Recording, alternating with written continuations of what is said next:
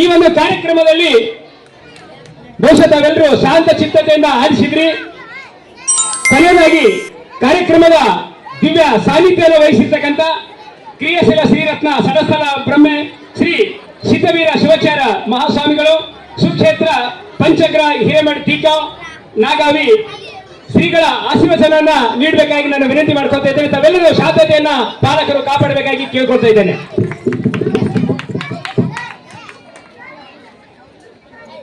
बोलो भारत माता के बसवेश्वरगे घनशक्ति स्वयं विषम चिक्क श्रीशैल क्षेत्रधीशम दिग्गावेशो ಪರಾಧೀಶಂ ಶಂಭುಲಿಂಗಂ ಪ್ರಣಾಮ್ಯಂ. ಪ್ರಥಮತದಲ್ಲಿ ಆರಾಧ್ಯ ಗುರುವಿಗೂ ಚಿತ್ತಾಪುರಿನ ದಿವ್ಯ ಶಕ್ತಿಯಾಗಿರುವ ನಾಗಯಲ್ಲಮ್ಮಾಂಬೆಗೂ ಬಸವೇಶ್ವರಲ್ಲಿ ಸ್ಮರಿಸಿಕೊಡುತ್ತಾ ಇಂದಿನ ಅಡೆಂಬಗೊಬ್ಬರ ಪ್ರೌಢಶಾಲೆಯ ಬಸವೇಶ್ವರ ಹಿರಿಯ ದಿಗ್ಗಾಂವಕರ್ ಸರ್ ಇವತ್ತು ಈ ಕಾರ್ಯಕ್ರಮದಲ್ಲಿ ಹಲವಾರು ಅತಿಥಿ ಗಣ್ಯರು, ಶಿಕ್ಷಕರ ಅಧ್ಯಕ್ಷರು ಎಲ್ಲರೂ ಕೂಡಿ ಈ ಕಾರ್ಯಕ್ರಮ ಭಾಗಿಯಾಗಿದ್ದಾರೆ. ಈ ಸಂಸ್ಥೆಯ ಶಿಕ್ಷಕ ವೃಂದದವರಿಗೂ ಶಿಕ್ಷಕಿಯರಿಗೂ ಮುದ್ದು ಮಕ್ಕಳಿಗೆ ಎಲ್ಲವೂ ನನ್ನ ಅನಂತ ಪ್ರಣಾಮ ಸಲ್ಲಿಸಿ ಒಂದೇ ಎರಡು ಮಾತಾಡ್ತಾ ಇದ್ದೇನೆ. ಪ್ರಕಾಶ್ ನಾಯ್ಕೋಡ್ ಅವರೊಂದು ಮಾತು ಹೇಳಿದರು, ಮಾನವನಾಗಬೇಕಂತೇಳಿ. ಮಾನವ ಆಗಬೇಕಾದರೆ ಏನ್ ಮಾಡಬೇಕು? ಹುಲ್ಲಾಗು ಬೆಟ್ಟದಡೆ ಮನೆಗೆ ಮಲ್ಲಿಗೆ ಹಾಗೂ ಜೇನಾಗು ಜನರೊಳಗೆ ಎಲ್ಲ ಬಲ್ಲಿದನಾಗು ಏನಾದರಾಗು ಮೊದಲು ಮಾನವನಾಗು. ಕಷ್ಟದಲ್ಲಿ ಕಲ್ಲಾಗು ಎಲ್ಲರಿಗೂ ಬೇಕಾಗು ಏನಾದರಾಗು ಮೊದಲು ಮಾನವನಾಗು ಅಂತಕ್ಕಂಥ ನಿಟ್ಟಿನಲ್ಲಿ ಅವರು ತಮ್ಮ ಉಪನ್ಯಾಸ ನೀಡಿದರು. ಹಾಗೆ ಶಿಕ್ಷಕರ ಸಂಘದ ಅಧ್ಯಕ್ಷರಾಗಿರುವಂತ ಶಿವಾನಂದ ನಾಲ್ವರವರು ಮುಂದೆ ಗುರಿ ಇರಲಿ ಹಿಂದೆ ಗುರು ಇರಲಿ, ಹೊರಟಿದ್ರು ರಣಧೀರರ ಗುಂಪು, ಮುಂದೆ ಗುರಿ ಇಲ್ಲ ಹಿಂದೆ ಗುರು ಇಲ್ಲ, ಹೊರಟಿದ್ರು ರಣಧೀರ ಹೇಡಿಗಳ ಗುಂಪು ಅನ್ನುವ ನಿಟ್ಟಿನಲ್ಲಿ ನಿಮ್ಮೆಲ್ಲರೇ ದುಷ್ಟಾಂತ ಕೊಟ್ಟು ಧೀರರಾಗಬೇಕು, ಧೈರ್ಯಶಾಲಿಗಳಾಗಬೇಕಂತಕ್ಕಂಥ ವಿಚಾರ ಬಹಳ ವಿಸ್ತಾರವಾಗಿ ತಿಳಿಸಿದರು.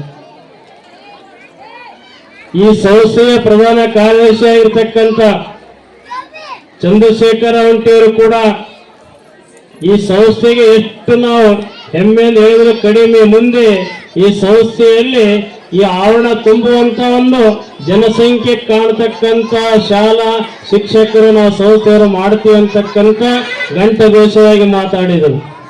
ಇವತ್ತು ಕ್ರಿಯಾಶೀಲರಂದ್ರೆ ತಪ್ಪಾಗಿಲ್ಲ ಹೊಂಟಿಯವರೇ. ಯಾಕಂದ್ರೆ ಒಂದೇ ಅಲ್ಲ, ಅವರೆಲ್ಲದರಲ್ಲಿ ಕೂಡ ಒಂದು ಸಣ್ಣದಾಗಲಿ ದೊಡ್ಡದಾಗಲಿ, ಧಾರ್ಮಿಕ ಆಗಲಿ ಸಾಮಾಜಿಕ ಆಗಲಿ ಶೈಕ್ಷಣಿಕ ಆಗಲಿ ಎಲ್ಲದರಲ್ಲಿ ಕೂಡ ಪಾತ್ರ ವಹಿಸ್ತಕ್ಕಂಥವ್ರು ನಮ್ಮ ಚಿತ್ತಾಪುರ ಯಾರಾಗಿದ್ರೆ ಚಂದ್ರಶೇಖರ್ ಅವಂಟಿಯವರು ಅಂತಕ್ಕಂಥ ಅನ್ಬೇಕಾಗ್ತದೆ.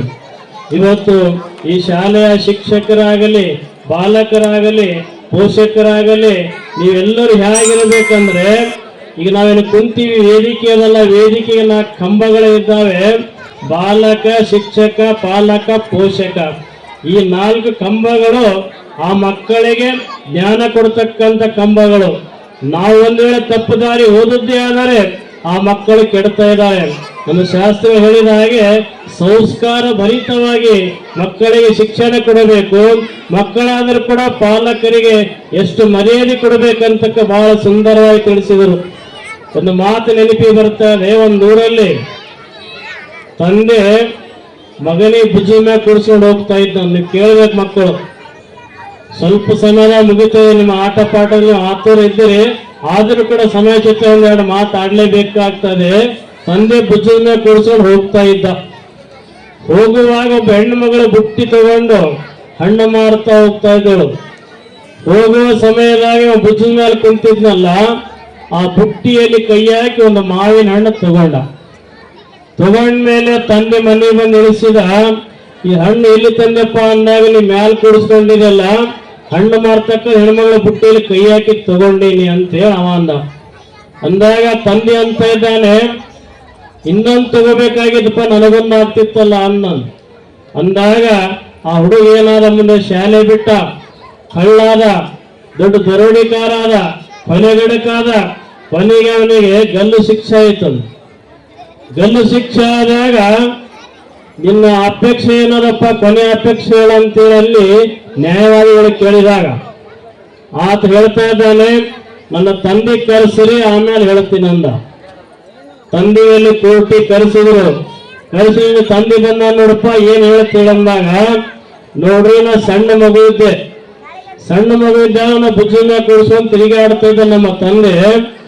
ಒಂದು ಮಾವಿನ ಹಣ್ಣು ತಗೊಂಡಾಗ, ಈ ಮಾವಿನ ಹಣ್ಣು ಯಾಕೆ ಕಳು ಮಾಡಿದಪ್ಪ ನಮ್ಮ ಕಪಾಳ ಹೊಡೆದಿದ್ದಂದಾಗ ನಾ ಇಂಥ ಕಳ್ಳ ಆಗ್ತಾ ಇರ್ಲಿಲ್ಲ, ಅದಕ್ಕಾಗಿ ನನ್ನ ತಂದೆ ಗಲ್ಲಿಗೆ ಹೆಸರಿ ನನಗೆ ಏರ್ಸ್ಬೇಡ ಅನ್ನೋದು ವಿಚಾರ ಮಾಡಿದ್ರೆ. ಅದಕ್ಕಾಗಿ ನಾವು ಪಾಲಕರು ಪೋಷಕರು ಕೂಡ ಮಕ್ಕಳು ಒಳ್ಳೆ ಸಂಸ್ಕಾರ ಕೊಡ್ಬೇಕು.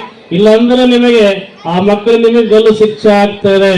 ಅದಕ್ಕಾಗಿ ಇವತ್ತು 3 ವರ್ಷದ ಬುದ್ಧಿ 100 ವರ್ಷವರೆಗೆ ಅಂತಕ್ಕಂಥ ಗಾದೆ ಮಾತಿನಂತೆ ಮಕ್ಕಳಿಗೆ ಶಿಕ್ಷಣ ಹೇಗಿರಬೇಕಂದ್ರೆ ಧರ್ಮ ಸಂಸ್ಕಾರ ಜೊತೆಯಲ್ಲಿ ಶಿಕ್ಷಣ ಇದ್ದಾಗ ನಮ್ಮ ಭಾರತ ದೇಶ ಇವತ್ತು ದೇವರ ನಾಡನ್ನ ಅಂತೀವಲ್ಲ, ಇನ್ನಿಷ್ಟು ಉನ್ನತಕ್ಕೆ ಹೋಗ್ಲಿಕ್ಕೆ ಸಾಧ್ಯ ಇದೆ ಅಂತಕ್ಕಂಥ ಮಾತು ತಿಳಿಸಿ ಬಸವೇಶ್ವರ ಸಂಸ್ಥೆಯವರು ಕರೆಸಿ ನನಗೆ ಗೌರವ ಕೊಡತಕ್ಕಂಥ ಎಲ್ಲ ಶಿಕ್ಷಕ ವೃಂದದವರಿಗೆ ಮತ್ತು ಮಕ್ಕಳಿಗೆ, ಪಾಲಕ ಪೋಷಕರಿಗೆ ಮತ್ತು ಈ ಸಂಸ್ಥೆಯ ಎಲ್ಲ ಅಧ್ಯಕ್ಷ ಕಾರ್ಯದರ್ಶಿ ಎಲ್ಲರಿಗೂ ಮತ್ತೊಮ್ಮೆ ಮಗದೊಮ್ಮೆ ಆ ಗುರುಕರುಣೆಯನ್ನು ಪ್ರಾರ್ಥಿಸಿಕೊಂಡು ನನ್ನ ಮಾತಿಗೆ ಸಮಯಕ್ಕೆ ನಾನು ಗೊಳಿಸುತ್ತೇನೆ.